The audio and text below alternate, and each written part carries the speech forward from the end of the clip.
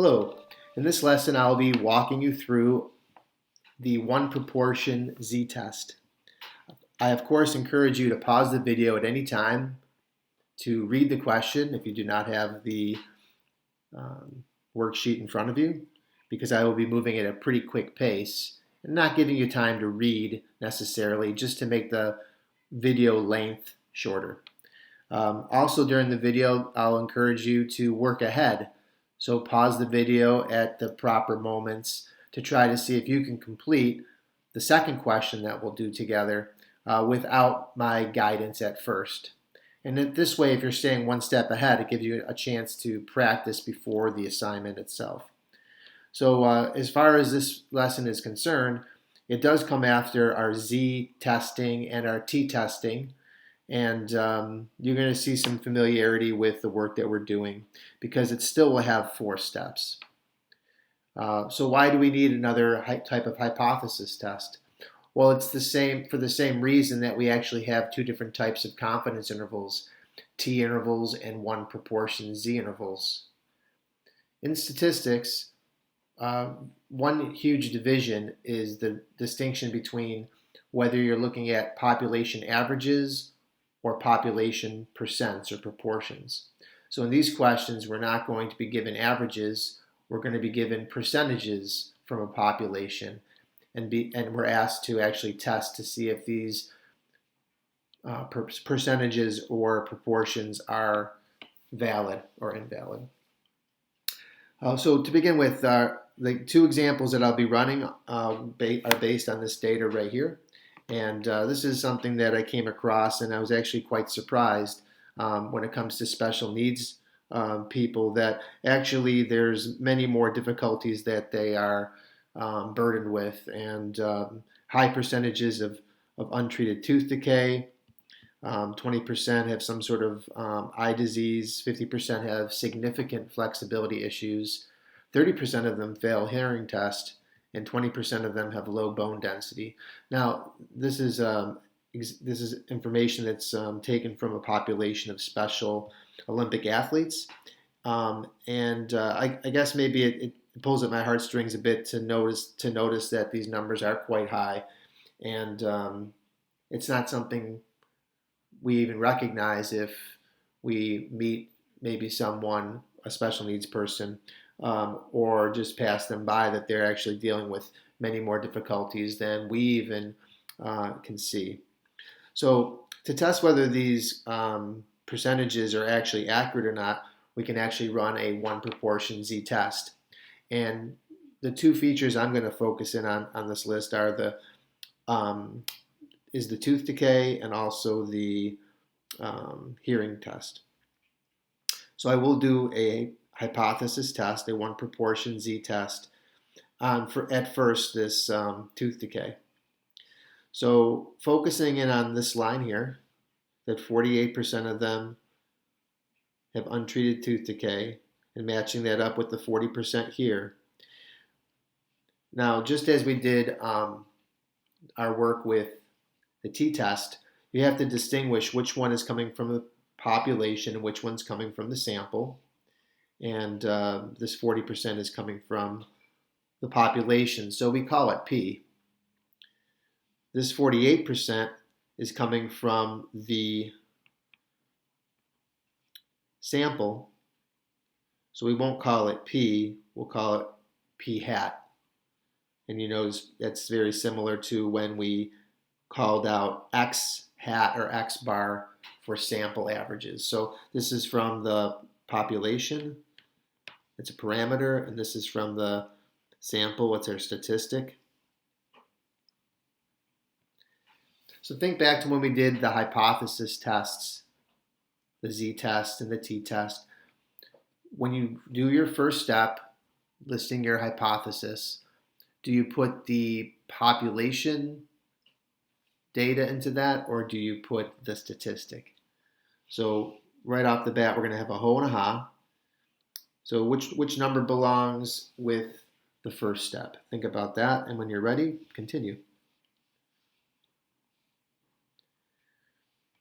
All right, so if you did have this set up correctly, it would be with the 40% to lead the way here.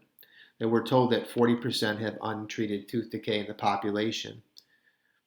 Notice that in these particular examples, we're no longer using mu here or the average. We're using the percentage. We're using p. Now it's the same as before, that the numbers will always agree in both the ho and the ha. It's just the inequality that will be different. And since we had 48% with untreated tooth decay, we're going to choose a greater than inequality there, because we believe that our true average is slightly higher than it should be. It may be off the mark in that way. All right, so there's our first step completed. The second step is to name the test. So the elements from our hypothesis test before still remain. In the second step, we have to name the test. It's very important to let your audience know which test you used. And there's two more steps in the second step. If you remember what those are, it's very good to just think back before I continue. So there are two more things we need to do in that second step. One is to check the conditions, and the condition checks here just look slightly different than before. So it's not 30 that we're after in terms of the sample size, but we have to actually quickly calculate the number of athletes who are predicted to have tooth decay, and then the number that are predicted that wouldn't have tooth decay. So you're not going to grab onto the 48%. You're going to use the 40%, because in a hypothesis test, you always assume that the null hypothesis is correct. So we're going to carry that number throughout our work here during the hypothesis test, believing that that is true. So if 40% will have tooth decay and there's 50 athletes, 40% of 50 is 20 that would be predicted to have tooth decay. And the number we're looking for in most books and sources that I've seen is 10. We need at least 10 that are predicted to have it, and at least 10 that are predicted not to have it. So 60% shouldn't have it out of the 50, and that's 30. In both regards, we have enough that would be predicted that have it, and enough that are predicted that wouldn't have it. Don't get burdened down too much with the second step. Sometimes that actually creates a lot of anxiety when it comes to this. And maybe the most important thing, of course, is that you're naming the test, and that you're also stating your significance level, which you may have remembered as part of the second step. On to the third step, we're going to need to calculate a score, and it would be a z-score in this case.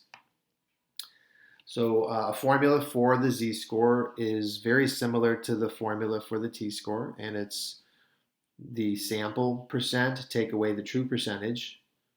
If you remember back to calculating t, it was the sample average take away the true average. So some very similar elements here, and you may remember seeing this in the denominator quite a bit when we've done our confidence intervals as well. Although with the confidence intervals, there were hats involved here. So in using that formula to calculate our z, we would put each of the numbers in its place, giving us a z-score of 1.15. And you can already judge based on that, maybe just based on that alone, how high our p-value will be. Do you consider the z-score to be particularly large, or particularly small, or particularly far away from zero? I hope you by now you realize that that's actually pretty close to zero, so we shouldn't get microscopic looking p-values. We should get p-values that are quite large. So on the next step here, once we calculate our z-score, is to calculate the p-value. Before we do that though, make sure that you do circle that z-score. The z-scores and t-scores that you calculate, I would say, are the second most important numbers on the entire page, and sometimes that gets lost. So we're going to actually take that z-score, place it on a normal curve. See, we're back to normal curves now since we're doing z testing. So we're going to take that that z-score, that standard deviation, put it on a normal curve, and calculate the p-value. All right, you can see I've done that entire step right here. So it's a standard normal curve with 0 as the center. And since we ended up to the right of center, and our alternative hypothesis was a greater than, we're going to shade to the right. And we're going to use normal CDF to figure out the p-value. So from 1.15 to 1,000 standard deviations, using 0 and 1 brings you to a p-value of about 12%. And there's only one more step left to do. We can just squeeze that in over here. Is our conclusion. The p-value is not low. The p-value is greater than 1%. And since the p-value is greater than 1%, we're going to reject the ha. And we'll be in favor of the ho. So even though our sample had more athletes with tooth decay than we predicted it would be, it wasn't that far off to make us believe that the true average or the true percentage would be higher than 40%. So even though we had 48%, it was a bit high. It wasn't so high to make us believe that the true percentage should be higher than 40%. All right, so we're going to continue this with the next example, looking at the hearing test. So for this particular example, like I mentioned before, I'm going to want you to pause the video from time to time to see if you can actually do the steps before I actually reveal the answers. So see if you can set up a proper first step for this, and then unpause the video. Now that you gave it a try, or maybe you just want to see me do one without trying on your own, the very first step you want to do on this one is to identify what your true percentage is and what your sample percent is. So unlike the last example where I said it was a 48% with untreated tooth decay from the sample, if you notice in this one, I made it a little bit different. I didn't tell you the percentage. I told you how many out of the 50 failed their hearing test. So to calculate in this case, you have to actually calculate the sample percent, and that's just simply saying what percent out of the 50 athletes that were there. So 28% is our p-hat. And that's lower than the 30% that they said it should be. And since that's true, that is why I put a less than symbol here. Notice again, both of them contain p. None of them contain p-hat. It's still an equal sign. It's always an equal sign for the ho.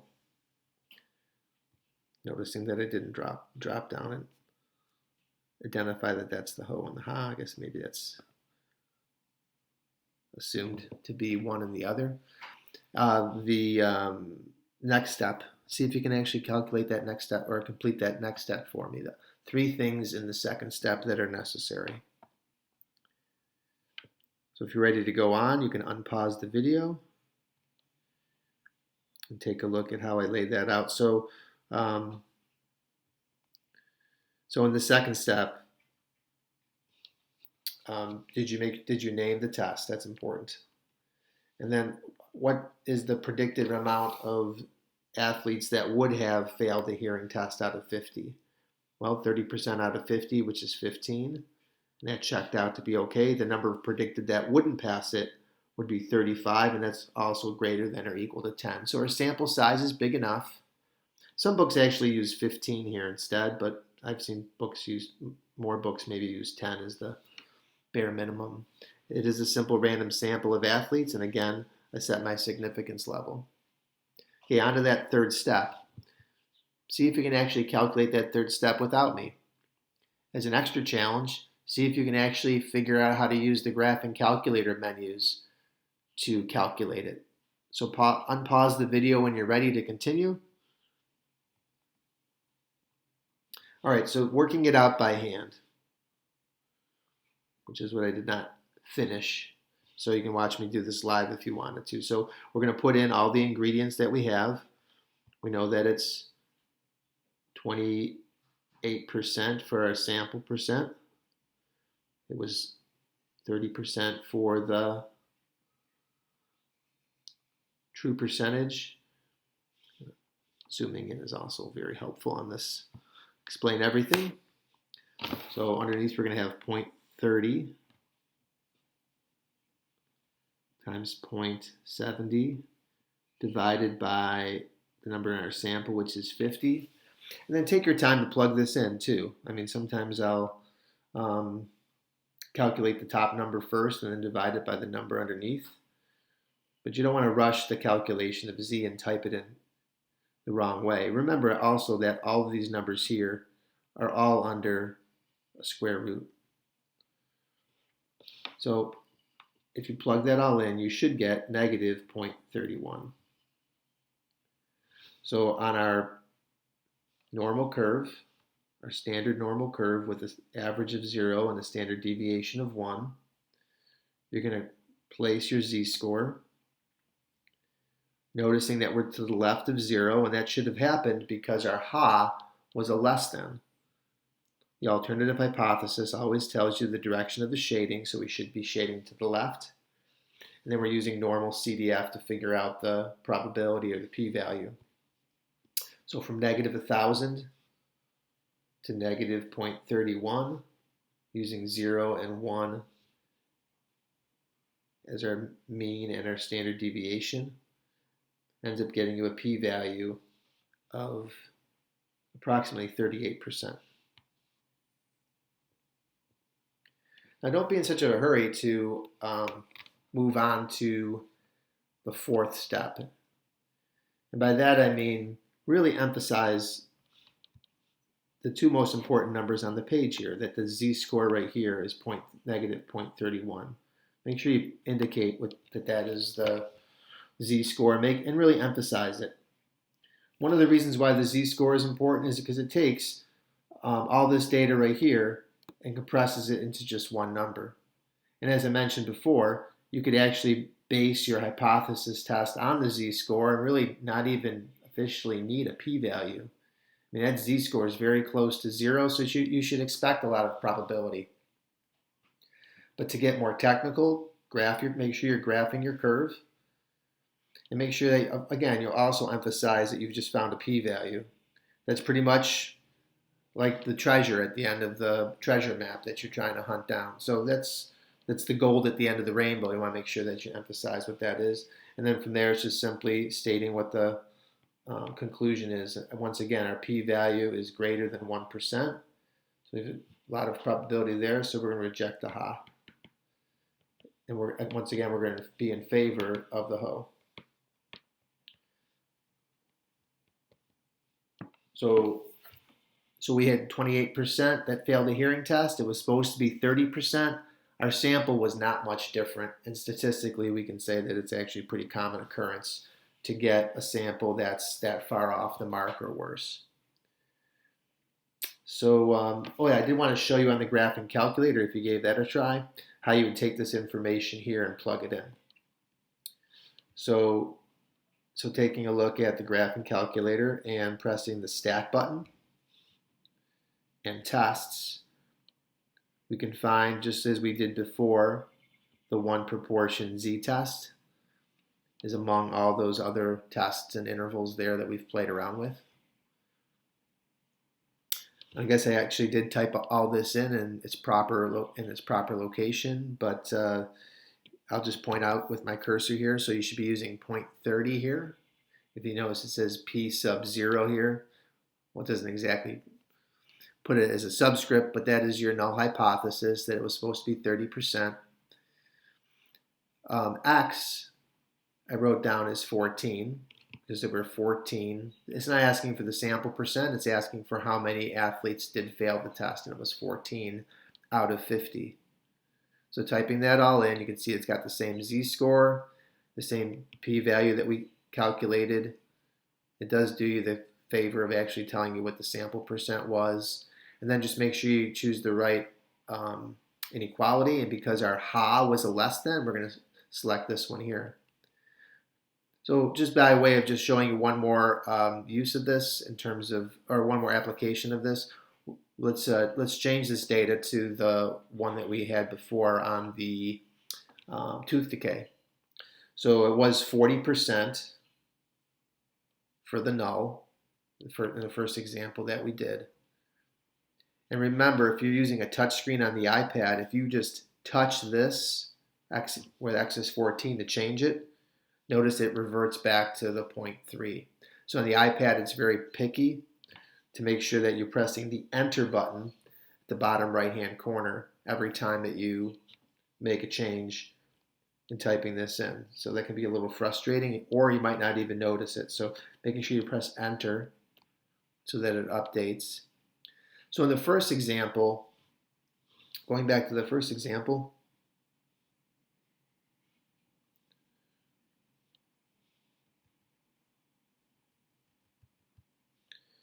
it was 48% failing the hearing test.